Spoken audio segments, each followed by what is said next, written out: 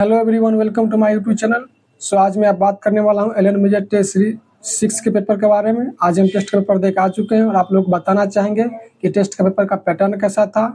तो ये वीडियो आप लोग पूरी लास्ट तक देखिएगा, मैं एक एक करके हर चीज़ बताऊँगा। तो सबसे पहले हम बात करते हैं बायो का। तो बायो का पेपर इस बार पूरी तरह से नीट के रिलेटेड ही पेपर रखा गया था। एक दो क्वेश्चन था जो मुझे बहुत ज़्यादा ही मुश्किल लगा था, लेकिन कहीं ना कहीं पूरी तरह से नीट के रिलेटेड ही पेपर रखा गया था। अगर हम बायो सेक्शन में बात करें तो बॉटनी मुझे थोड़ा सा ज़्यादा लेंदी लगा था, क्योंकि शुरू में जब बनाया बॉटनी लगा था बहुत जल्द ही बन जाएगा, लेकिन जब बनाने लगे तो बहुत ज़्यादा ही टाइम लग गया था बॉटनी बनाने में। और जूलॉजी का पेपर पूरी तरह से मॉडरेट था, जितना हर बार टाइम लगता है इससे उतना ही टाइम इस बार भी लगा है।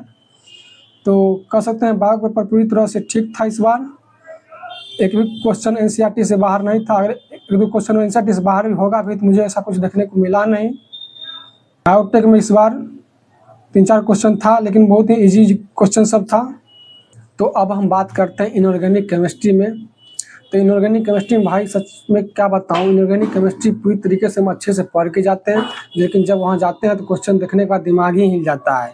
सच बताऊँ तो इनऑर्गेनिक पूरी तरीके से मुझे रुला ही देता है। और केमिस्ट्री में सबसे गंदा अगर सेक्शन मुझे लगता है तो वो इनऑर्गेनिक लगता है, क्योंकि इनऑर्गेनिक कितना ही पढ़ जाता हूँ वहाँ जाने के बाद साफ भूल ही जाता हूँ।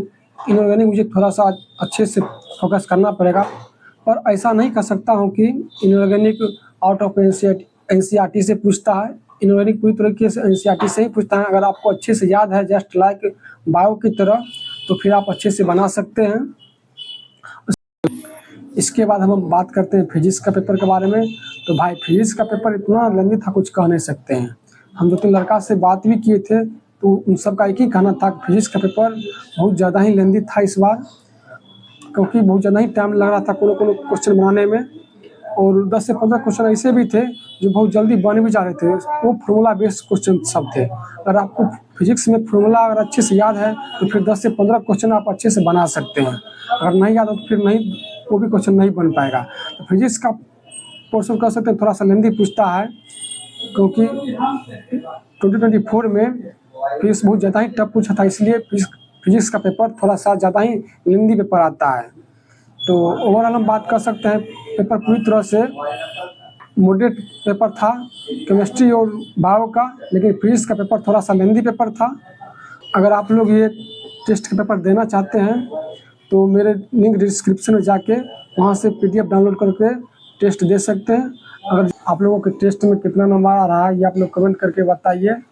और मैं बता दूं आप लोगों को, मैं वीडियो अपना नहीं बनाता हूं क्योंकि एग्ज़ाम का टाइम बहुत ही नज़दीक आ गया है। तो मैं सिर्फ संडे को ही रिव्यू डालता हूं सिर्फ टेस्ट का।